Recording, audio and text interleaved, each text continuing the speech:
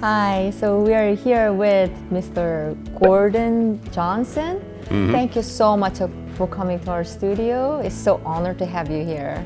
It's a pleasure to be here, and I'm surrounded by young people here, so it's encouraging to see young people getting involved in this business, sectors in business that requires young folks to really take advantage of and get the word out to their community. So thank you for what you're doing there.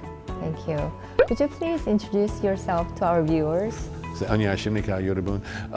very good. Yeah. Gordon Johnson, a member of the New Jersey State Assembly, representing the 37th District, which is located in this area here. Fort Lee, Powell Park, Leonia, Englewood Cliffs, Englewood are some of the towns in this district. The 37th District has a lot of Korean American constituents, and I've been very close, I work very close, and I am very close to the Korean American community. And I've been doing this for 18 years now, and it's just there's some work involved, there's some good times involved, there's some bad times involved, but we all work together to get us through these different times, and hopefully, because of my efforts and efforts of others who are elected in this district and in this state, all Americans could realize the American dream. Did you live in New Jersey all your life? Okay, or? my history. Okay, it's like ancient history. I was born in New York. I moved here to New Jersey when I was like 6, 7 years old, to Englewood, and that's where I live now. I went to school in Englewood. I went to a Catholic school, St. Cecilia Grammar School, St. Cecilia High School, St. Thomas Aquinas College in Rockland County, and grad school at Seton Hall. I was a police officer in the city of Englewood for 24 years. I served on the Englewood Council for 3 years, one term, 3 years. I was in the Bergen County Sheriff's Department for 6 years, and now in the Assembly for 19 years. So I've been around for a while. And also in the Army Reserve, and I served in Desert Storm in 1990-91, and Operation Joint Endeavor, the conflict in Bosnia, 95-96, where I was stationed in Germany at a higher headquarters. So that's kind of a brief background of where I've been and what I've done. Wow, that's very impressive. You did serve the community and the country. Thank you so much. It makes me old, but yes.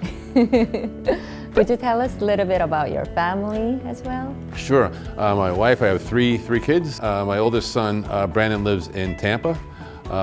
He has 3 daughters. My middle daughter lives in Bethesda, Maryland. She went to school in DC, never came home because she liked it down there. So she lives in Maryland now. And my youngest son lives in Harlem with his wife and his son. So they're in Harlem, Maryland, and Tampa, Florida. Well, it's about ethics, and it's about ideals and morals. All parents strive to ensure that their kids are on the right road, and we give them the foundation to be successful, but also be a person who is viewed as being an honest person and a person who can be relied on. Also, to have empathy for others, because as we go through life, we realize that, and also this is part of my legislative beliefs too, is we're here to help other people. That's why we're here. So we have to instill in our children that there are other people that may need something, and you could probably help them out with that, whatever it may be. So always be willing to help others as we go through life. So, but be an honest person, and also enjoy life too. To politics, actually, I was asked to run back a long time ago, but. I felt that because I was a public servant, a police officer in the Sheriff's Department, what have you, and also in the military as a reservist, I felt that this was a proper direction for me to go with my life, and I could do what had to be done to represent the people of the 37th District, and the people seem to like what I've done, so I've been reelected numerous times over the years. I think it's my 9th term, so I think I've chose the right path for my career, and helped a lot of other people along the way. Is there any success story that you would like to share? I think that in regard to immigrants, you left out immigrants, we did a lot of work with immigrants. They can now, the undocumented people who are here can now apply for a license to drive in the state of New Jersey. That took a long time to get through, but that now is signed by the governor. That's the law, where if you're undocumented, you can get a license to drive a car. I'm proud about that. I'm proud about we call it the DNA bill. Now is now law that required police to collect DNA evidence from people who are detained or being arrested, and the police use that as a tool as part of their investigation. But on the other side, it's allowed people who are incarcerated to show they were not the ones who actually committed the crime, and they've gotten their freedom because of DNA. So that has worked both ways, and so I'm proud about that. And also, when I was the chair of the Law and Public Safety Committee years ago, we were able to pass a bill that I was on that did away with the death penalty in New Jersey. So those are three items that I think are important. And as we go forward, I'm trying to incentivize New Jersey, incentivize the industry to come to New Jersey with their hydrogen fuel cell cars that are currently in California, because as we go towards green energy and getting off fossil fuel, and we all know about electric cars now, a hydrogen fuel cell car is an electric car that has its own fuel source, hydrogen, and they have those in California, so we're trying to get them to come here to New Jersey. I mean, it is only natural that you're running for the state senate. You're doing a lot of work, and it is very impressive and amazing. Do you have the main message of your campaign that you'd like us to know? The main message is just look at my record, and in the Korean American community, I'm pretty well known there. I've been known to have some soju every now and then with my friends. But on a more serious note, when it comes to government, we always have a dialogue, open dialogue. We always want to discuss issues and complaints and things that are important to the Korean American community. And we've been doing that for, like I said, 18, 19 years now. So it's all about being accessible. My door is always open to those who have some concerns, and that's the way we run the office in the 37th District. So I will continue doing that, and if I'm lucky enough to get to the Senate in November, I will continue to operate my office that way. So now that we're moving on to Korean culture, and now that you're well known to a lot of Korean people, and I realize that you even know soju, so you seem to know about a lot of Koreans and probably have some Korean friends and understand the Korean culture. So my question is actually... Understand the culture, all right? Yes, I try to, yes. Well, soju, you got it all, right? That's a piece of it. So actually, because of COVID, a lot of Korean business owners, yes, they're having a hard time. Yes. And unfortunately, rather than owning big restaurants or big companies, a lot of them are owning a small nail salons or dry cleaning places. Is there anything being done about that? Yes, the New Jersey EDA, Economic Development Authority, has grants for small businesses, designed for micro businesses and small businesses. They can apply for these grants online. And if they're successful, they get a check from the EDA, so that we recognize in the legislature, actually it's my bill too, that small businesses, those little shops on Main Street in our different towns, are the backbone of our economy, particularly the local economy. So they were kind of left out of the process before, when the money came from the federal government, but we recognize that it's the small micro businesses that need help. And we've set aside some funds so they can apply for these grants. That sounds great. Well, continuation with the COVID, it's a hot topic. So yes, it is. A lot of students are actually unable to go to school. They are having learning losses. And also because of those students are not going to school, a lot of parents cannot go back to work. Exactly. Is there any discussion in relate to school education? Well, school's going to be open in September, as I understand it. And I think masks are probably mandatory in schools. I think masks may be coming back for all of us, the way this variant, this Delta variant is spreading. So we all be wearing masks again, possibly. But we are trying to ensure that the schools open, because the students have lost a lot of their educational time due to this, even though they were studying at home sometime at some places. But still, being in a classroom is more important and more advantageous for a student than learning on a computer at home. We recognize that, but we have to make sure it's done in a safe manner where the students are safely in a safe environment, or safe as we can make it when it comes to this COVID-19 variant, or this Delta variant that's out there. So, but the governor and legislature is trying to ensure that that school's open, and these sort of parents can get back to work. Also recognizing that child care is a very important part of our economic development. And without child care, people can't work, so therefore we have to provide some funding and grants for those who cannot afford maybe child care on their own, to where they can take their kids and drop them off in a safe environment and go to work. Hopefully the school will open. I think they will. I think they will. Yeah. That sounds of course, great. the problem is in the primary grades. Like Right. a young person in the second grade, third grade, how you make them wear a mask all day? That's to be very difficult for teachers to do, I think. But we have to do what we can do with that. The COVID actually brought the Asian hate into this country, or some of the areas. Is anything been done about it, or is there some awareness that you're?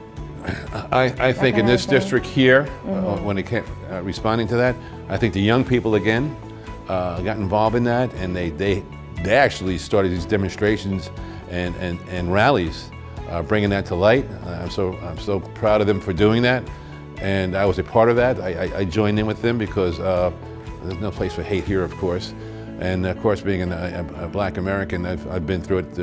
I've heard stories from my family back in the days when my parents were growing up here.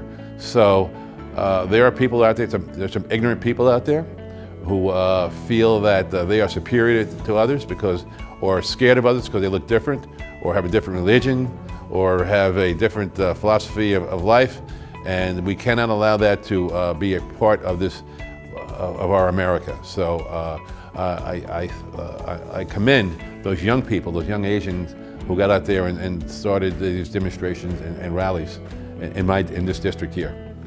Thank you for sharing your experiences as well, because that actually leads me to my next question, which is a segue. Yep. Which about that? is actually, do you think the New Jersey General Assembly or Senate is diverse? Yes. It is. Oh. The New Jersey legislature, Senate and Assembly, is a diverse group by gender and also race and ethnicity. My two running mates in the 37th district, both women. One is Korean and one is Pakistani, and you have me. So we're a pretty diverse group in the 37th district. And that's just a small group. There's only one district out of 40. Legislative districts, but I think when you collectively look at the makeup of the legislature, you'll see that it's pretty diverse between gender and also ethnicity. Oh, that is so good to know. However, Ellen Park will be the first Korean American woman to serve in the legislature, and Sharma Haider, my other running mate in the Assembly, will be the first Muslim woman to serve in the legislature. So we have a number of firsts, and that will be the first Black American to serve in the state Senate in the 37th. So we have a number of firsts in the 37th district going right now. Oh, that is so good to know. It is diverse, and it seems like we are including more diverse people in every walk of life. That is awesome. Yes. Are there any important political topics being discussed in New Jersey that viewers should be aware of? Just that as we set our priorities for next year, social justice is still very important to us. Public safety is important to us. If the feeling that people should be able to feel that they're being treated equally by the police when they interact with a police officer. We're looking for more training for our police officers, even though in New Jersey we haven't had the problems you've seen in other parts of the country. I think our Police Training Commission has done a good job with that in training officers about cultural diversity and awareness and the differences between cultures, and also getting understanding and respecting other cultures in the districts they are sworn to protect. So we're also trying to ensure that these different towns and the police in different towns represent the number of officers, represent the makeup of the town itself. So when they hire police officers, they should try to ensure that when they come to the total group, that the percentage of officers to try to match the percentage of that group that they're protecting in that particular jurisdiction. And they're trying to get that, it's very difficult to do, but that's what we're trying to do from the legislative side. So that's just one piece of it on the law enforcement side. Of course, like I said before, to ensure that people can go to work right now, providing a place for young people, young children to go when their parents are working. That's very important.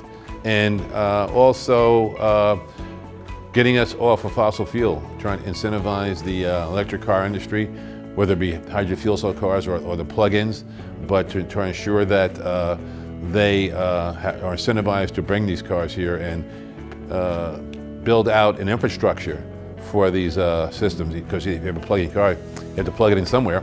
So we have to ensure that we have, these towns have these different either hydrogen fuel cell stations where you could fill your car with hydrogen and go about your business, or have a plug-in deal where you can just plug it in and I guess wait whatever the number of hours is and move on. So that's just some of the things we're working on in the state. So should I expect some incentive for buying electric cars now, or? Well, they exist now. They have tax breaks for buying an electric car. Sounds great. Yeah. Just that my door is always open, and any questions, please contact my office. And I thank Esther for having me here today, and the crew that's behind the cameras. I think that as we go forward in the 37th district and in the county of Bergen, will be a successful and very busy time, but it'll be successful as we get through this COVID-19 mess that we're in, and we'll move on and hopefully look for brighter days ahead. Thank you so much for coming. It is very exciting to see all the things that you are working on and you did work on, and it is very honored to have you, and thank you so much. Shimaniyo. And thank you for having me. Thank you. Anya Gishipshiyo.